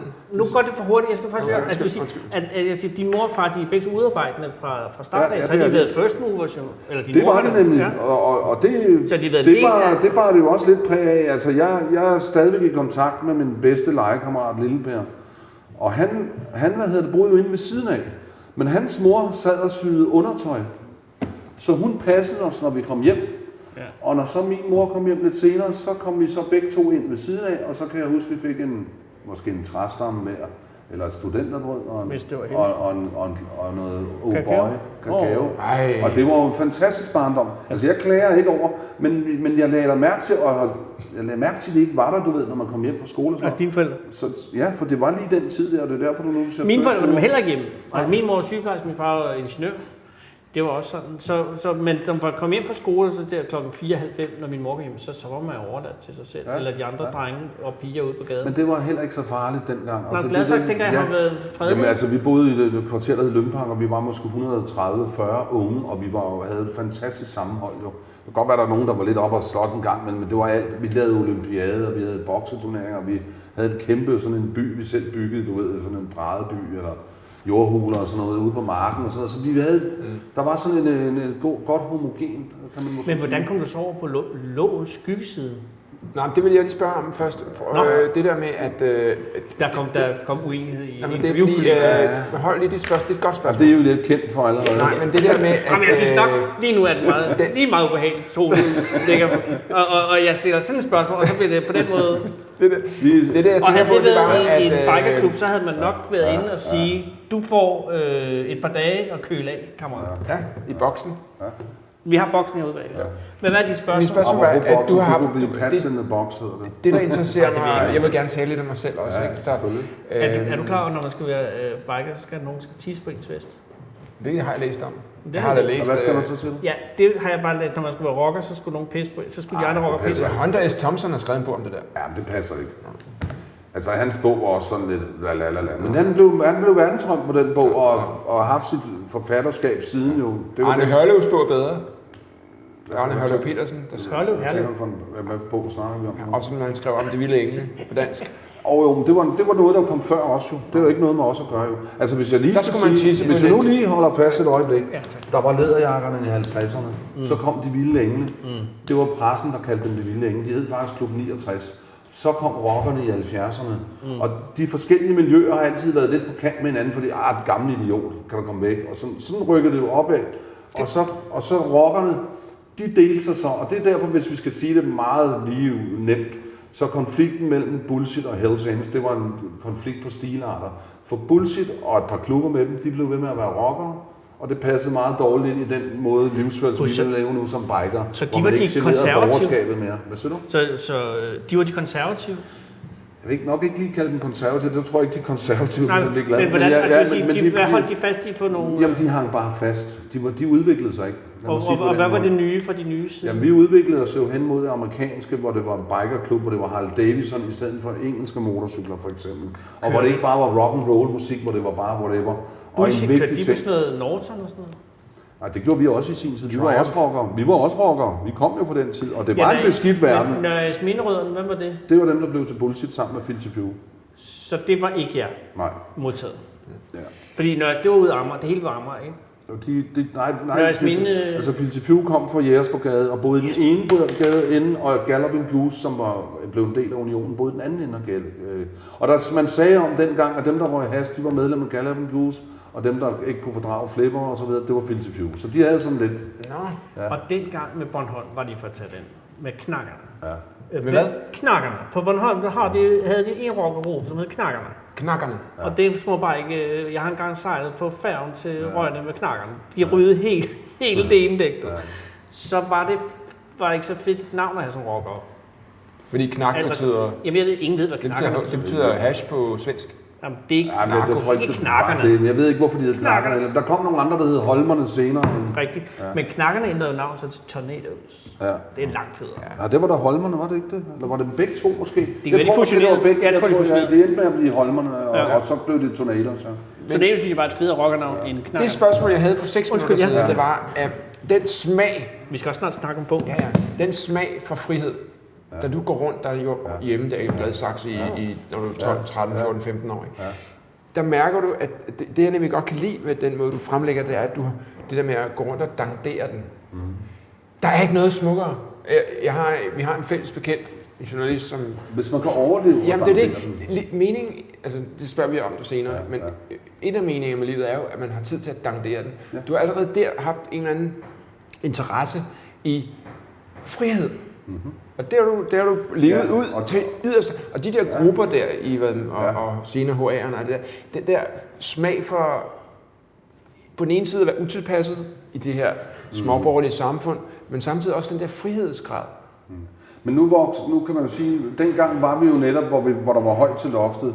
Og jeg kan jo huske mig så selv, som der er jeg jo slet ikke henne ved det, vi snakker om før, hvor jeg skulle til at lære. Der var jeg jo flaskedreng hjemme som 13-årig. Ja. Og lidt længere hen ad vejen holdt der nogle af dem der fra Nomads til, som jeg senere blev medlem af. Og det synes jeg er sådan meget imponerende at se det. Og så kom jeg til at gå i parallelklasse med en af de der gutter, der holdt til derhen. Så jeg havde sådan lidt en indgangsvinkel. Hvad tiltræk dig ved dem? Jeg synes, det var fedt at se de der engelske motorcykler, og de kørte jo ikke mere end 250 meter, så var der noget galt jo, for den gang skulle alt jo skrues, og det var med udvendig smøring. Ja. Så men det tiltager jo det, jeg synes, det var lidt frit. Men det er jo en ting, og den anden ting, når du spørger direkte, det er, at vi fik en ny klasselærer i 7. Og der gik det lidt galt for nogle af os, fordi vi havde så meget respekt for hende der fra første klasse af. Jeg tror, det var en fejl. Men det var fordi, man skulle pludselig spare og lave klassekvotienterne større op til 28 dengang, tror jeg det var, hvor vi gik. Så vi gik fra 4 klasser til 3 klasser, så vi posen blev rystet, og så endte det med 3 klasser, og så fik vi pludselig en ny klasse der, som vi absolut ingen respekt havde for. Og så begyndte vi at lave det snigende kapitalisme. Er det ikke kapitalismen? Jo, sparekrav og de tryk nedad. Fortsæt. Ja, og så begyndte vi så... Nu bliver du spændt for en socialistisk det ignorerer jeg bare. Det han kommer med sine venstresnåede kommentarer heroverfra. Ja. Okay, men du får altså en skolelærer, som ikke er god, eller som ikke er respekt. Vi har bare ikke respekt, og jeg har hørt snakke med andre også. De og hormonerne bobler. Ja, og så har jeg måske været lidt for frisk samtidig. Altså, jeg har aldrig været sådan en mobber. Det var slet ikke mig. Men jeg havde en smart bemærkning til alt, ikke? Og det er pisse irriterende for. Det kan jeg se nu. Charmerende. Ja, men det kan være charmerende, men det er ødelæggende for undervisningen og for de andre også. Og det er det jo, det må man jo kende jo. At have sådan en fransk klovn siddende midt i det hele. Og så 4 medløbere, som han kaldte dem i vores klasse, de der 4, der stak ind, og jeg begyndte. I havde det sjovt. Bjørn er sjovt, så er de sådan nogle. Men vi havde det sjovt i frikvartererne på lejrskole, ikke? Sådan var jeg. Og jeg tror måske også, jeg har været lidt sådan en ADHD dengang, men det kaldte man lidt, der var man bare en møgeunge. Ja. Og det... Begyndte du at ryge cigaretter også? Nej, overhovedet ikke. Det gjorde jeg ikke. Din mor tog det pænt jo. Hvad siger du? Din mor tog det pænt, ikke? Hun har taget det pænt på overfladen, men jeg tror ikke, hun har været lige tilfreds altid. Og jeg kan faktisk godt, når jeg nu tænker tilbage på hende og savner hende meget, efter hun har gået bort, så vil jeg sige, at jeg kan godt sådan lidt fortryde lidt, fordi du skal tænke på, at jeg begynder allerede at køre på Triumph Bonneville 7,5, som er en rimelig hæftig motorcykel som 17-årig. 750 kubik. Ja, og den kunne køre stærkt, altså 190 i topfart eller whatever. Og den var god, og jeg havde ikke kørekort, det siger sig selv, jeg var 17 år. Var det der, hun sagde den berømte sætning, at jeg glemmer aldrig den dag, det første gang, da hun så de blå blink ned ad Villavejene, og så så hun nogen foran. Hun står nede i kælderen, og min storebror er lige kommet hjem på min storebror har jo kørekort, og er lige kommet hjem på sin Triumph, for min storebror var med i selskabet dengang. Ja. Og han er lige kommet hjem, og så spørger hun kommer ned i kælderen, fordi selvfølgelig er den kære kvinde altid bekymret, fordi hendes åndssvage søn på 17 år, som hun elsker højt, kører rundt ude på gader og stræder på et monster af en motorcykel som 17-årig. Og skide ligeglad. Der var det slut. Jeg havde allerede nærmest fuldskæg som 17-årig. Så, men det der så sker er, at og Flemming siger så, min storebror, han siger så, jamen han kommer lige om lidt. Flemming er ingeniør i Novo Nordisk? Nej, det var han. Det er han ikke mere. Okay. Nu arbejder han helt ude i Østen. Ja. Men det der så sker er, at de kan høre mig komme, for den larmer jo sådan en. Ja. Og de kan høre mig komme, og jeg sådan lidt, og lige pludselig kan det så høre, der bliver banket et gear ned, og så bliver der altså skruet op for hanen, og så kommer de der blå blink, og det der udrykningsord, og så er det jo klart, den kære dame og bank. Og det kan jeg bedre forstå i dag, men dengang synes jeg, det var sådan lidt barsk. Men det er nærmest poetisk, når man sådan kan se det for sig, den første dag, da blå blink kom ned, og det var der, det hele startede. Og jeg stak af igen, for jeg stak altid af. De fangede mig aldrig. Aldrig. Ja, og fordi den var så god at køre på, den motorcykel. Så det var sådan til sidst, jeg havde 3 ruter udefra, hvor jeg boede. Hvilken motorcykel var det? Det var en Bonneville Triumph. Den var fin. Og den var lavet til at ræse lidt, fordi den var ikke for stor, Anders, hvis du forstår det, modsat den Harley. Har du kørt motorcykel? Nej, ikke motorcykel. Og det der var i det var, at selv, altså, når politiet kom kørende, så kunne man bare se de grine, og der er han ham der, fordi jeg havde hår og fuldskæg og kørte i øvrigt også uden hjelm, når det passer mig. Så jeg var nok lidt frihedskæmpende der allerede. Men det sjove ved det hele var, at jeg vidste det jo allerede, og jeg kunne se på, jeg holdt lige øje med dem og i bakspejlet. Hvis de vendte, så var det ned i gear, og så var det sted. Og jeg tror, jeg nok stadigvæk har rekorden i at få sat bomben op i Gladsaxe og Hellerup og Lyngby og alle de her steder, du ved, de der bombe med stierne. Ja, for dem var der ikke ret mange af i gamle dage, men de blev sat op på grund af sådan nogen som mig. For dem tog jeg jo, jeg kendte jo alle stierne. Og når jeg havde kørt et stykke tid gennem Søborg, så vidste jeg godt, at der var for hot. Så begyndte jeg at køre Lyngbyvejen ind, når jeg skulle ind i klubben inde i Titangade. Og når det var lidt hot, så kørte jeg ud på Strandvejen ind. Så jeg havde 3 ruter alt efter, hvordan situationen var. Så fik jeg Harley. Og så kørte de efter os, eller var de efter os en gang, mig og en, der hed Carlos, ude for bakken. Og Carlos blev taget ud på Strandvejen, men mig fangede de ikke, men de var 2 meter fremme ved, jeg tror det var Ordrup eller Klampenborg station. Og det var sådan nogle trin her, nede i den der lille ned, og det var på fastrøv, der kørte vi jo på fastrøv på Harley, der var ikke nogen affedring. Jeg sad jo helt hernede, men jeg kom sgu væk. Og det var en gammel Svend, den der var sådan banket sammen, man havde jo ikke så mange penge, så man var jo nødt til at købe sådan et stel her og lidt ting, dele der, ikke? Og så kom jeg over på den anden side, og så ind gennem sådan nogle, lige et par villaveje, og så ind bag en hæk, og så ned med hovedet. Og så hørte jeg sådan en stemme bag ved mig, hvad er der noget galt? Og det var sådan en ældre, sødt ægtepar, der stod inde i deres lejlighed og kiggede lige ned på mig. Og så sagde jeg så, jamen jeg har lige strisserne efter mig, jeg gider sgu ikke rigtig tale med dem i dag. Så sådan, okay, ja, det kan man jo godt forstå, sagde de.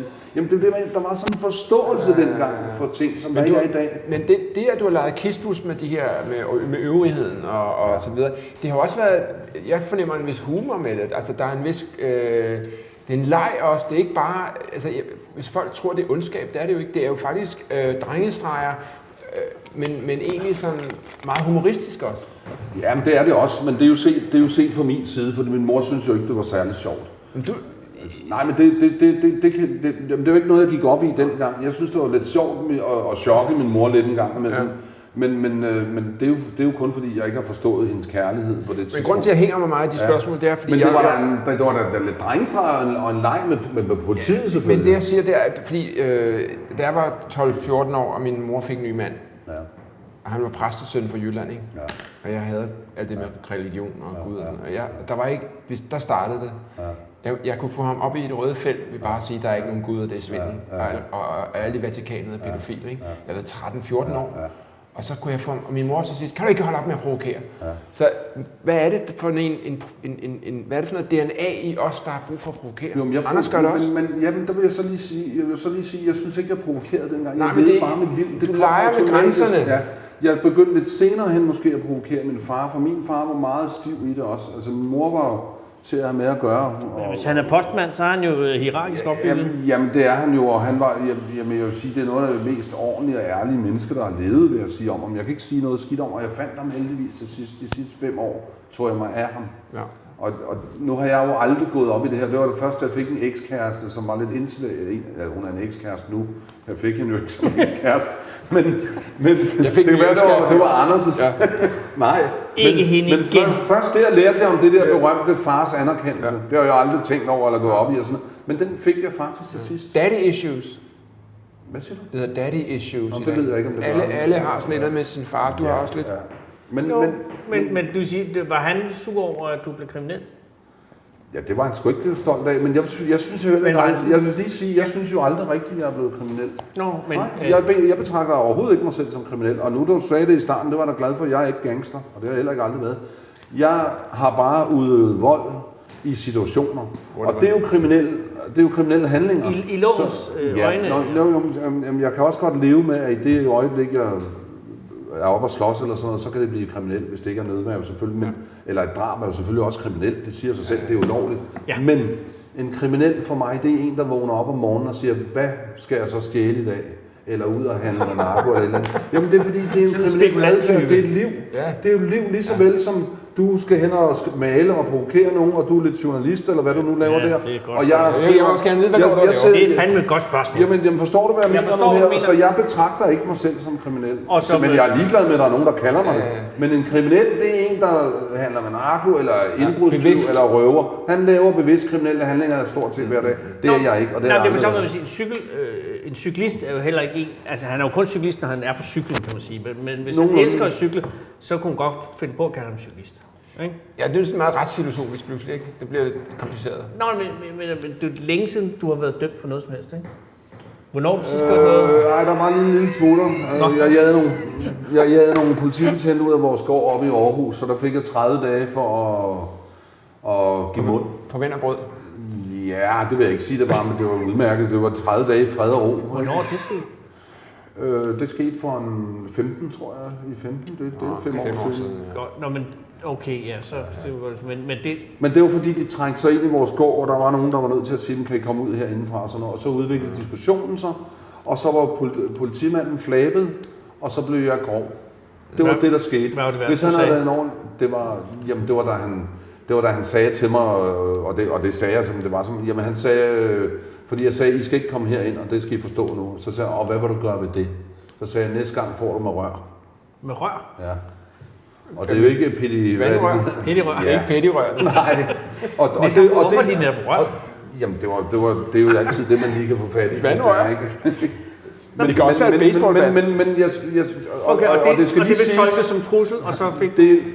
den anden politimand var ikke så slem som ham, jeg stod og diskuterede med. Altså, jeg så det som en diskussion mellem to mænd, og hvis han siger til mig, hvad vil du gøre ved det, jamen, så kan du få en røvfuld, sagde jeg sådan set til ham.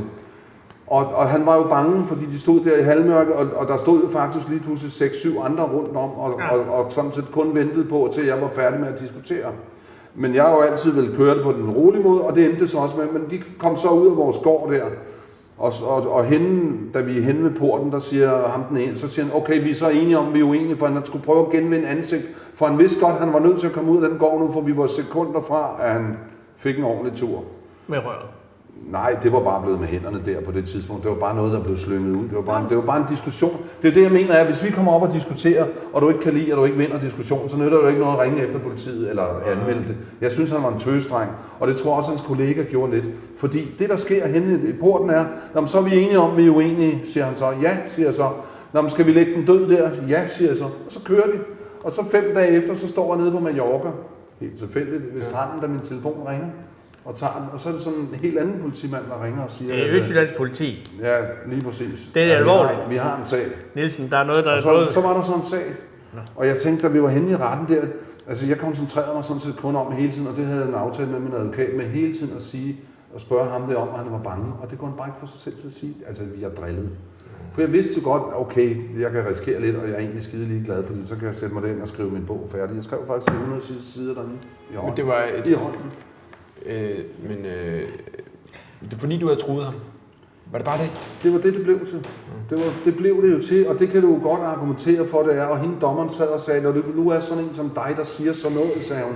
Så sagde jeg, jo, men herregud, vi havde bare, det var 2 voksne mænd, der diskuterede, og så blev den ene grov, og så blev jeg grov. Men hun gav mig også kun en måned, fordi selv ham, kollegaen, han sagde, jo, det var der vist nok en eller anden, der sagde, men han kunne jo ikke huske, at det var hans kollega, der havde sagt, så lægger vi den død her. Det ville han jo ikke indrømme ham der. Han løj jo, som så mange andre gange. Men det kunne så være et oplæg til bogen. Men det glemmer du Jeg også har en god idé til en bro.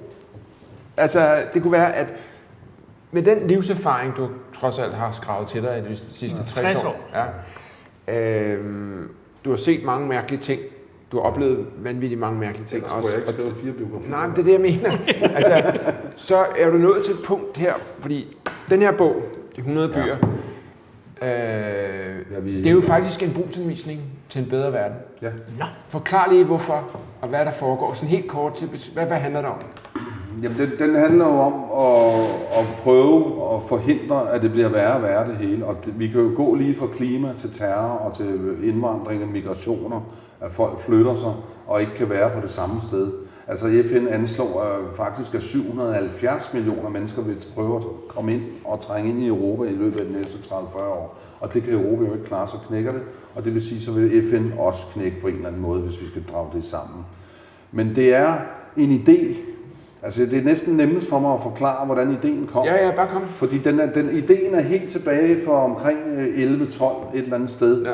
Fordi vi sidder i hvert fald i 2012, og sidder vi ude i en af vores klubhus, og der er et medlem fra en anden afdeling, og der er en af mine rigtig gode venner, som har et stort firma, og der er min ekskæreste. X, Y eller Z? Det var en, som først har været en kæreste, senere blev en ekskæreste. Ja. Men hun er min kæreste på det her tidspunkt, og hun er, som dig, også intellektuel. Tak. Selv tak. Og rimelig irriterende. Det er intellektuelt jo, ikke? Ja. Men hun er dygtig. Hun er dygtig, hun er klog, og det kan jeg godt lide hende for, og jeg har respekt for hende. Og hun får idéen? holder af hende. Nej, det gør hun slet ikke. Jeg har allerede idéen, inden samtalen starter. Men det er sådan lidt small talk, der foregår i baren, og vi kommer til at snakke om alle de her flygtninge indvandrere. Nu skal vi tænke på, at vi er i 2012. Det kunne være 13, men jeg mener, det er 2012. I 15 er der, de går på motorvejen. Det er nemlig lige præcis det. For det ændrer faktisk min ekskærestes holdning til det hele. For hun synes jo, det er en fuldstændig utop. Men det, der sker, det er det sædvanlige snak. Vi sidder i en bar og hører noget gammel rockmusik, og så falder samtalen på det her, fordi det har vi også, ligesom vejret har vi jo snakket meget om flygtninge og indvandrere i Danmark i mange år, og det er blevet mere og mere polariseret, og det synes jeg er ærgerligt, i stedet for at man satte sig ned. Hvordan får vi lige løst det her? Yes. Men det kræver altså, at venstrefløjen griber i egen barm, vil jeg så tillade mig at sige. For de andre er jo klar. Det har de jo altid været. Ja. Og de snakker ikke om farve. Nej. De snakker om kultur og opførsel, og det gør jeg fandme også. Okay. Men den tager vi en anden dag. Men den tager vi en anden dag, for den har vi nok ikke tid til. Men det der sker er, jamen, han kan ikke sidde stille, sådan er han jo. Ja, det er det. Vil du, hvis han var en kvinde, ville du kunne blive kæreste med Christian?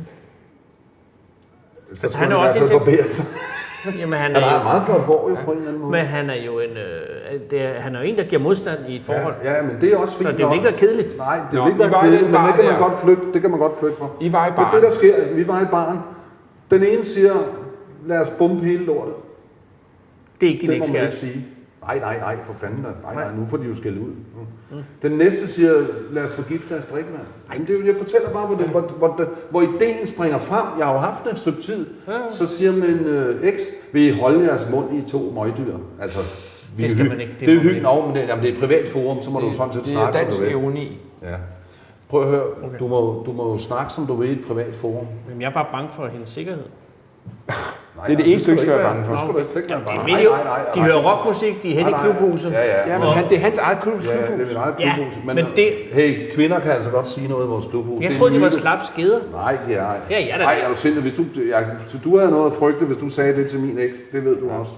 Hvad ved du om hans ekskæreste skede? Jeg ved kun, at en gang, da jeg spurgte Jynke, om jeg kunne sidde bagpå på hans motorcykel, så sagde han, det er kun kvinder. Men du vil knippe. Vi siger no fuck, no drive, så der er kun kvinder bag. Der er et eller andet mellem jer to. Nå, okay. Hun siger så, vi så til stille i 2 tosser. Det handler om prævention og undervisning og udvikling, og at vi stopper med at have alle de der handelsbarrierer. Ja. Godt. Og det har hun ret i. Det har hun, eller og jeg giver hende ret, så siger jeg, det er rigtigt, men det er ikke nok, siger jeg så. Og så kigger de jo alle 3 på mig, og så siger jeg, at vi skal bygge 100 byer med plads til 3 millioner i hver.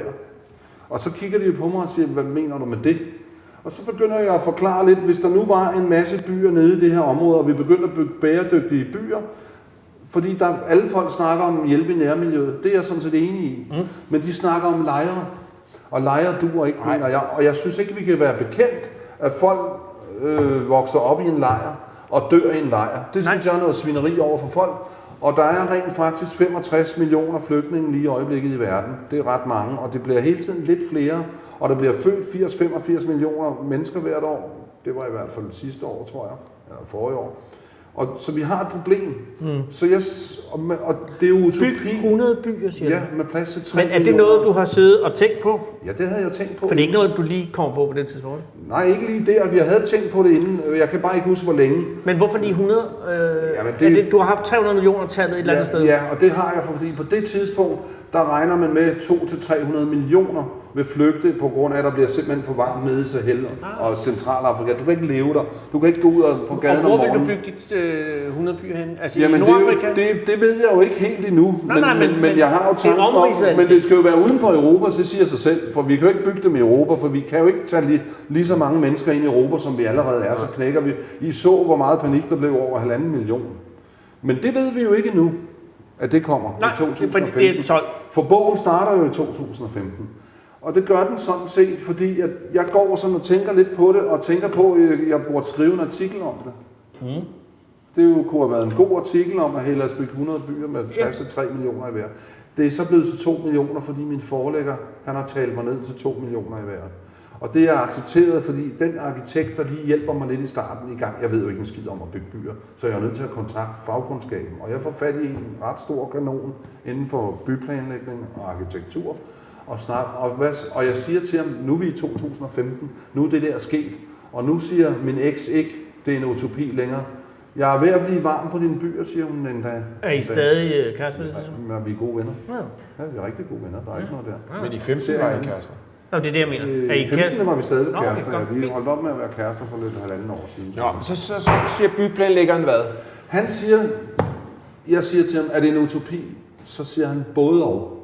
Det er jo lidt svært for dig at få det hele til at hænge sammen, det geopolitiske situation, men der er jeg jo ligeglad for, som forfatter er du Gud, Så du må skrive, hvad du vil. Ja. Der er jo en scene i bogen på et tidspunkt, hvor der bliver lavet fred mellem palæstinenserne og jøderne. Og der siger jeg så, at det er min gamle... Det er et meget kort kapitel. Sådan der. Jo, det havde jeg brug for. Prøv lige at se, hvad der skete der. Jamen, det er 1000-årsaftalen. Og det, jeg vil heller ikke sige for meget, for Nej, det er ikke spoiler. Vi skal ikke have spoiler. Men jeg kan godt lide en lille teaser. Men jeg siger så til min gamle forlægger, som nu er min redaktør, han er 75 år gammel, Clausen der, så siger jeg til ham, synes du, det er lidt for meget, at jeg lige tillader mig at lave fred mellem Palæstina? Og nej, den konflikt er vi alle sammen trætte af, det synes jeg er fint, siger han bare. Så den er der stadigvæk. Og du kan ikke løfte sløret på, hvordan det sker? Nej. Det skal man læse på. Ja. Ja, det synes jeg. Men der er jo andre konflikter. De fleste konflikter bliver simpelthen klaret, fordi jeg kan jo godt sige, at det er slut med supermagter. Dem gider vi ikke rigtig mere. Og det gider jeg ikke rigtig mere. Der er kun FN tilbage. Og FN har jo aldrig rigtig trådt ordentligt i karakter. Lige siden det gik galt nede i Kongo, Belgisk Kongo, der har man sådan holdt sig lidt for væbnede konflikter. Man har stået sit på, mens folk er blevet skudt. Hvilket jeg mener, at i stedet for at bruge alle de der penge på alt det der krig og død og ødelæggelse, der kunne man jo sådan set bruge militæret fornuftigt. Og det gør man i den her bog. Så den her bog er en roman om, hvordan det kunne blive. Yes, om det kan lade sig gøre. Er det en utopi? Altså er det en bare det sker? Er det her en det er ikke en dystopi. Nej, det er heller ikke science fiction. Nej, men er det dit manifest om, hvordan du håber det vil ske? Nej, det er det ikke. Der er jeg bare forfatter, kan jeg sige. Men det er jo klart, men det er som du siger, man er ud over verden. Jo, men jeg kunne godt tænke mig, at det her skete, fordi det vil sådan set løse alle problemerne. Altså, jeg har jo mødt meget kritik undervejs. I kan jo se, det starter allerede, inden jeg overhovedet tænker på at skrive en bog. Ja. Der er jeg jo allerede i en utopi. Men ham der arkitekten siger, det er både og, fordi vi har brug for byer, siger han. Og undervejs finder jeg jo også ud af, at de der FN 2030-mål, det har jeg sådan set slet ikke lagt mærke til på det tidspunkt, hvor jeg starter, at de der 2030-mål, som de aftaler i 2015, der er punkt nummer 11 rent faktisk bygge nye og bæredygtige byer. Og der ligger jeg jo ind, der gemmer jeg jo Project Hope, som det hedder i byen. Det gemmer jeg inde i den. Har du set, at iranerne er i gang nu? Der var noget på nettet. Men kineserne også byer ude i ørkenerne. Ja, men der er Masdar City for eksempel, som er en forsøgsby. Men de har jo ikke nogen indbyggere. Jeg har jo i høj grad indbyggere. Det er en dårlig idé at lave by uden indbyggere. Nej, men prøv at høre. Men det er fordi, det er en forsøgsby. De vil prøve at lave en bæredygtig by. Man skal jo forstå, at du kan jo ikke lave en CO2 en by, der er uden CO2, men du kan lave den CO2-neutral. Jeg havde en diskussion med ham der byplanlæggeren. Hvad gør jeg med plastik? Siger så, fordi jeg fjerner så meget plastik som muligt, fordi det er det værste, der findes på planeten i øjeblikket. Og apropos atomkraft, det går jeg også ind for. Jeg tror ikke tage så meget med her, men det bliver berørt lidt. Men jeg tror faktisk, det kunne være en god løsning. 10 år, bang, så er alt det der CO2-problem løst. Men jeg har heller ikke. Du skal også forstå, at jeg kan ikke huske, om det skete i 17, det der nede i Japan. Fukushima, var det i 17? Ja, det kan godt passe. Nej, men jeg har lige siddet og diskuteret med min eks, som selvfølgelig har været meget i diskussion med omkring det her. Ja, det er klart. Fordi hun var med under fødslen. Ja, og er rimelig meget imod sådan et langt stykke hen ad vejen, men er også erkendt, at det ser meget godt ud nu. Men hende sidder jeg faktisk og har diskussioner om atomkraft med. Og det er ugen før det sker selvfølgelig. Og jeg har lige sådan siddet og overbevist mig selv om, jeg tror faktisk nu, hvor atomkraftværker er blevet meget mere sikre, det er jo ikke Tjernobyl mere, det er jo nogle helt andre anlæg. Og siger, men hun er sgu ikke helt overbevist, for vi er jo for den tid, og jeg tror, hun har været imod atomkraft. Ja, vi kørte vist rundt med den der gule, glade ja til atomkraft på vores folkevogn i vores familie. Og der vidste jeg ikke ret meget. Der var jeg jo påvirket af mine forældre omkring det der. Ikke? Der har været 12 år eller 13 år, det var 72. Det er sjovt, man stemmer det samme som ens far og mor. Ikke? Ja, indtil man bryder fri, kan man sige. Ikke? Så er det jo tit modsat. Men jeg vil sige, at det der med atomkraft, det sidder sådan lige for at gå hjælpe mig, om ikke ugen efter, hun kigger på mig der sådan, hvordan går det så? Ja, det går af helvede til, men hvem havde regnet med, at vi også skulle tage højde for, hvor vi byggede det henne, ikke? Og det skulle man studere, ikke? Plus, hvor mange døde der i Fukushima? Ikke ret mange, tror jeg. Ja, der var en masse radioaktivt ud i Stillehavet, ikke? Rigtig meget. Ja, men de var nødt til at gøre en hel masse, for jeg ved, at mine japanske brødre, de rejste faktisk hen i de her områder og hjalp til. Det gjorde de meget nede i Japan og hjalp til med at rydde op og støtte og få mad til dem. Der var millioner, der var nødt til at blive relocated. Så det var selvfølgelig en katastrofe. Det var det, men det er jo i den grad et rigtigt sted at lave den, fordi Japan, det er nogen, der forstår at rydde op. Men tilbage til bogen. Ja, Jeg vil bare sige, at du har skrevet en bog, som er et forsøg på at lave en fremslag af, hvordan verden kunne udvikle sig, hvis andre kræfter end dem, der nu har magten, kunne få dem. Ja. Og der så er det er en bog, ender den godt? Kan man sige det? Må man sige det? Jeg vil sige, det er lidt spoileragtigt i det, men det er ikke folk læse den, men de fleste science fiction. De ender af helvede til. Præcis. Så vil jeg godt gå så langt som at sige, at den ender ikke af helvede til. Og jeg kan sige, at adskillige gange undervejs, det første min mor sagde, hvordan har du tænkt dig at klare med religionen, med at se hvordan det går herhjemme med integration, det går af helvede til. Så det skal jeg nok finde ud af. Rolig, men det har jeg sådan klaret ved nogle diskussioner, blandt andet med et par marokkanere, jeg har mødt. Og jeg har haft 2 muligheder. Plus du ondulerer Palæstina-Israel. Og det er økologi. Ja, jamen, det er økologi. Og så var det økologiske. Du er gået hen og blevet en hippie? Hvordan fanden klarer vi økonomien? Jeg blev pludselig angrebet en dag i øvrigt af min eks og 2 brødre, som har lidt forstand på økonomi. Det er jeg ikke. Jeg har en rollercoaster-økonomi, og sådan lever jeg. Men jeg kan godt lige kigge på andres økonomi og holde lidt. Den kan godt holde orden, men ikke min egen. Den er som den er. Men rent økonomisk, der var jeg så oppe og diskutere med de her i et par timer, indtil de sådan pakkede så lidt, og de kunne se, at jeg kunne svare for mig, for jeg havde gennemtænkt det meste. Og jeg fik også et par gode idéer. Man udvikler jo sin bog, når man diskuterer med andre mennesker. Det er jo ikke sikkert, at du lige er enig med dem, når du sidder der, men når du kommer hjem til ham, måske var det rigtigt. Men en uge efter kan jeg huske ham, der forstår mest om økonomi. Han kom sådan gående og sådan rundt om, og så kigger han sådan på mig lige pludselig. Der i klubben, det var faktisk i klubben, det var en af mine brødre, ham her, som handlede med aktier og sådan noget.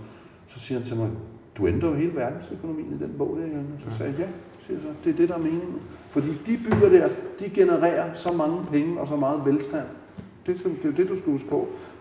Du skal jo bare starte op, og pengene ligger derude og venter til at gøre det. Men det du skal se for dig, Anders, det er, at hvis du ser Afrika her, ikke? Så har du Vestsahara helt derude i Marokko, og så skal byerne ligge sådan lige underkanten af Algeriet og under... Og de ligger ud til havet. Ud til havet, nå. Det er kystbyer hele lortet, og hele vejen hen til nærmest Israel, ikke? Ja. Der er jo nogle andre, der har fundet på at bygge, det snakker de om, så langt er de ikke nået nu i 2035, men de er godt i gang derhen af. Men de går selvfølgelig efter der, hvor der er mest ro, og der er jo mest ro i Marokko. Egypten har et militærdiktatur, Libyen er helt fucked up. Tunesien, som jeg også siger, at en grønhandler har væltet en præsident, så må vi nok lige... Der var nok andre bag grønhandleren, men det snakker vi jo ikke så meget om lige nu. Men der er flere spørgsmål, der trænger os på, fordi der er mange spørgsmål. Men den første by blev lavet så ud ved Vestsahara, ud til... Nej, den ligger op til Middelhavet i Marokko. Nå, det er nummer 2, vi snakker om, der ligger nede. Det er nok nummer 3, 4, 5. Nå, men det som man tænker... Det er, for det første har du et FN, der er fuldstændig forenet. De har handlekraft. De har opbakning fra alle lande. Ja, og de store oligarker og milliardærerne. Ikke? Ja. Fordi punkt 2 er, det er også under mig. Milliardærerne ved godt, vi nærmer os, at de ved jo godt, alle milliardærerne, at det er kun et spørgsmål om tid, indtil folk har fået nok. Så mister de jo alt. Det ved de jo selv. Der er et interview med, jeg tror det er Bezos, der er... Men det du ikke kommer ind på i lidt bogen nok, eller hvis jeg skulle sige noget, det er, hvad lever de her folk af? 2 millioner mennesker i en by. Man får ikke at vide, om der er der overhovedet arbejde til folk. Hvordan de lever som i alle andre byer. De har små virksomheder, der fabrikker jo. Du ved, robotterne skal jo betale skat jo, og du ved, du bliver nævnt et sted. Ja. Så du regner med, at fordi de bliver lukket i små hold... De arbejder bare mindre. Og så er der en afrikansk mur. Der er en mur. Ja, det er så ikke en mur, men det bliver kaldt Afrika-hegnet, men det kommer senere også. Fordi der er en masse banditter, der var inde og ødelægge det for de andre, ikke? Ja. Det er jo, altså jeg blev fanget lidt af den der overvågning. Den havde jeg jo ikke set komme så voldsomt. Nej. Men der er jo en masse overvågning, og jeg kan ikke se, hvordan det der skulle kunne ske uden overvågning, fordi der er jo en masse anslag mod det er klart. Ja. Det er jo ikke alle, der er glade for det her, fordi der er jo faktisk folk, der spekulerer i, at vi ikke skal have en bedre verden. Det er jo det, de lever af. Og dem synes jeg også, jeg lokaliserer i min research. Jeg har jo researchet mig selv halvt ihjel, så til sidst sagde jeg til mig selv, nu begynder du at skrive. Ja. Og det gjorde jeg faktisk i slutningen af september 2015. Ja. Men jeg har lavet alt muligt andet imens, og så har jeg haft andre større opgaver. Så jeg vil sige, at det har taget mig 1,5 år at skrive den, men den har været 4,5 år undervejs. Men det har ramt perfekt. Og du har jo opdateret det med hensyn til også, der er også ovenikøbet corona med. Ja, det nåede jeg jo, kan man sige nu, fordi... sejt. Ja, det nåede jeg jo at få med nu, men jeg havde jo allerede skrevet, at man ikke... Ja. Der får du svaret. Ja, nej, det gør du ikke, men du får i hvert fald et lille blik af, hvordan sådan en by ser ud. Jeg har gjort med lidt interaktiv buen. Og det er sgu meget godt. Så når du kommer til den QR-kode, så kan du se den første by.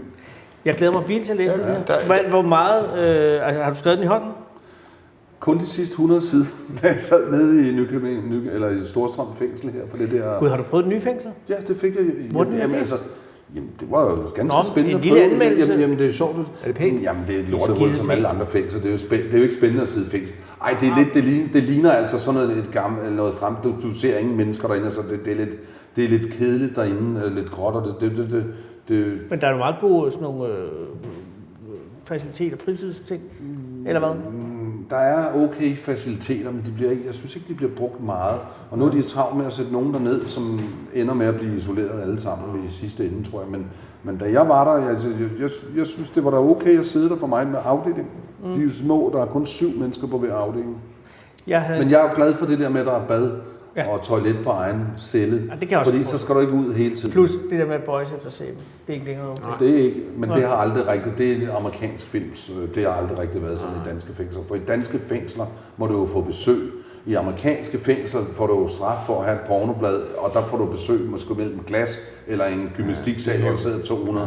Og det er en slags hævn. Og det gør jo, at der opstår homoseksuelle forhold mellem folk, der aldrig nogensinde kommer ud. Det har vi ikke rigtig noget af i danske fængsler. Jeg havde en meget ubehagelig oplevelse i et fængsel i det gamle Horsens statsfængsel, hvor jeg skulle holde foredrag for de frivillige isolerede. Nå, de der store, gamle, høje fængsel. Ja.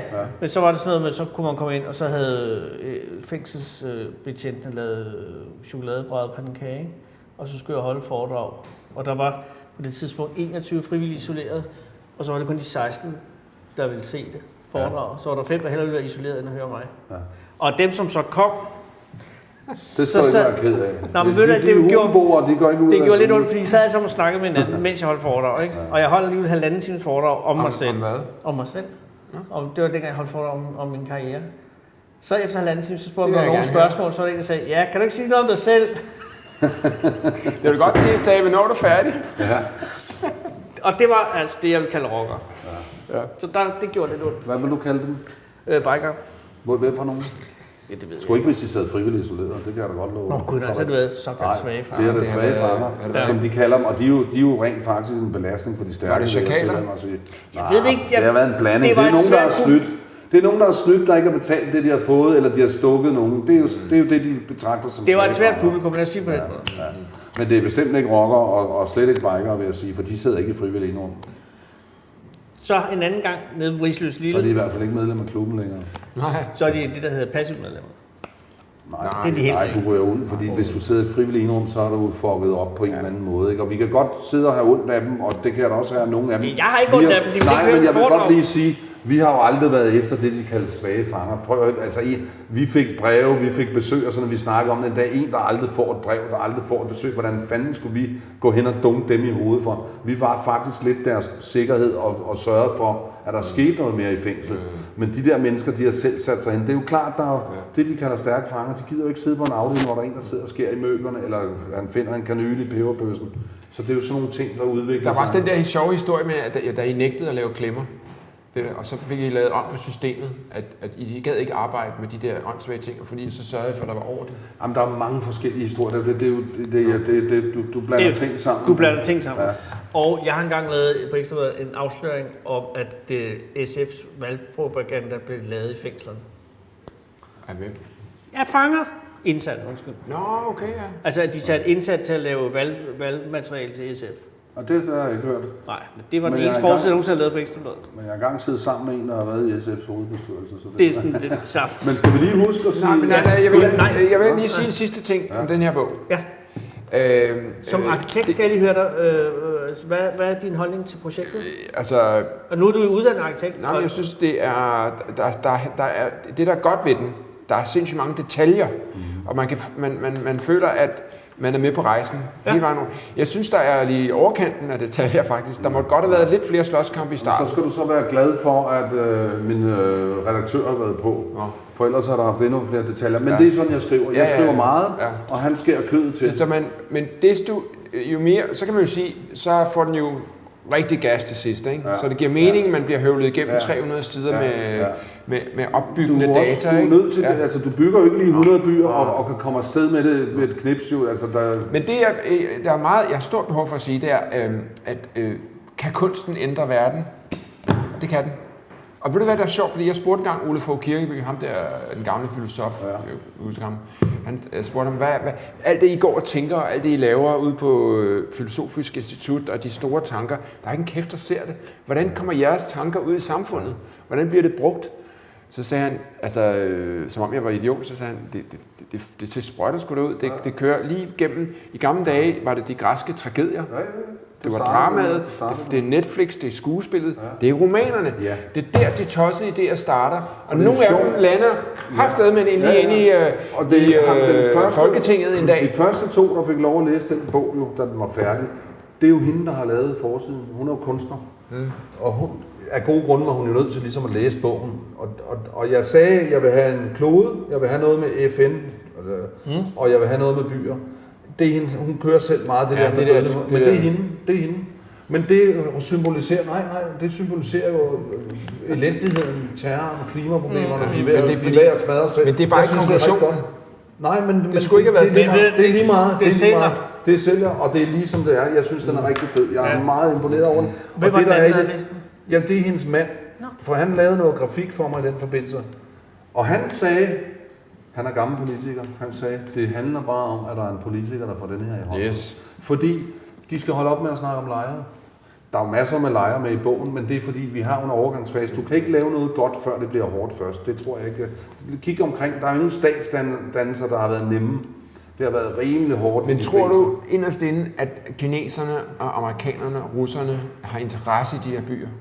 Jeg tror som nok, at russerne og kineserne kunne komme rimelig ind. Jeg tror, det sværeste er for amerikanerne med, fordi det er så svært at få den der våbenindustri gjort tilpas og tøjlet. Ja. Altså Eisenhowers ord for, jeg tror det var i starten af 60'erne med pas på det militærindustrielle kompleks, de har virkelig, altså med al den research, jeg har været igennem, der er jeg kommet tilbage til, at det store problem i verden, det ligger altså lige præcis der. Og så er der nogen, der selvfølgelig udnytter og bruger den amerikanske krigsmaskine til egen fordel i andre lande. Ikke? Men hvis man skal konkludere, er du så fortrøstningsfuld med hensyn til fremtiden, klodens fremtid? Nej, det vil jeg ikke sige. Det ville jeg være, hvis vi gik den vej, men det vil jeg ikke sige. Og slet ikke med alt det der sker lige i øjeblikket med, at folk vil have ændret navnene på glasperler og Shubidua ikke må synge det og Gone with the Wind er taget. Det er jo fordi, du er privilegeret. Det er fordi, jeg er bare ved at brække mig over det. Helt ærligt. Undskyld mig. Og det er alle, jeg kender, er ved at brække sig over det. Og det er en lille gruppe. Men hvis du havde hun er virkelig ved at brække sig over det. Hvis du havde vokset op i en af de flygtningelejre, så havde du ikke siddet og sagt det der. Jo, det tror jeg, hvis jeg var kommet til, hvor jeg er i dag. Nej, men det er ikke noget med okay. Jamen, det er jo ikke dem, der sidder... Jamen, hov. Det er jo ikke flygtninge, der sidder og laver det her. Det er jo hvide, privilegerede middelklassekvinder. Det er slet ikke flygtninge, og det er jo heller ikke de fleste nære, der sidder og siger det her. Det er nogle folk, der pludselig er kommet til ord. Og der vil jeg gerne tilbage til ham. Jeg kan ikke huske, hvem det var, der sagde det for 10-15 år siden, der sagde, det er dejligt med alle de her sociale medier, men det er også farligt, for nu kommer idioterne til ord. Ja. For hende der med glasperlen oppe i Aalborg, og hende der snakker om Shubiduas Danmark sang nu, de var aldrig kommet til ord. Men de er jo pisse bange for det der Vogue nu, alle de store firmaer og sådan noget. Så jamen, tænk sig engang, Fawlty Towers, vi har siddet og skrevet og grinet af det der afsnit der med, hvor han går rundt, og det er jo jeg vil hellere spørge dig nu, skal vi nu til at tage hensyn til dem, der er ofre for satiren? Overhovedet ikke. Nå, men så er satiren død. Nej, men... Det er det, de er gang i. Ja, fordi jeg prøver bare at se den anden side af sagen. Og der ser jeg 500 års undertrykkelse af... Jeg tror ikke, I er uenige. Jeg tror, det som Jørgen siger, er bare, at det ikke er glasperlerne, der afgør, hvad... Ja, men det glasperlerne er et symptom. De skaber et demmer også. Ja. Det er, hvad de gør. Men jeg vil stadig sige... Når du har et befolkningsgrundlag, der har været undertrykt i 500 år af den hvide mand, så kan du godt forstå, at de er trætte. Det er jo slet dem. Det er jo en forsvindende lille minoritet i vores samfund, der tager de der ting op og vil fjerne statuer. Vi skal ikke være historieløse. Nå, men jeg tror, bliver fjernet. Du bliver fjernet om 15 år. De har hængt rød maling på Knud Rasmussen. Jamen, du er jo ret i... Han er grønlænder. Hvem? Knud Rasmussen. Var han grønlænder? Ja, han er født i Grønland. Ikke? Jamen, han er født i Grønland af danske forældre. Men så... Oppe i Hundested, de har hældt rød med på Knud Rasmussen. Men Skal det nu være kunst? Nej, men jeg siger, at det du sagde i fjernsynet her for nylig, Hvad har jeg sagt? hvor du sagde, vi kan ikke gøre noget, de får ret i den sidste ende. Dem der siger Joe Superduer og glasperler, de får jo ret i den sidste ende. Nej, det tror jeg så ikke. Det tror jeg så stopper lige pludselig bræt. Det er der, jeg ser borgerkrigen komme. For jeg kan fortælle dig, jeg færdes jo ikke ret meget blandt mine egne til daglig. Der færdes jo blandt alle mulige almindelige mennesker, ikke? Ved du hvad? De har tabt alt for det der. Og ved du hvad de siger? De siger, jamen de deler os jo i dem og også dem der. De mennesker der, det er jo det, de gør. Den der glasperle, der hed hud. Jeg synes jo, det er et ulækkert navn for en glasperle. Det er sådan noget helt andet. Ja, hud.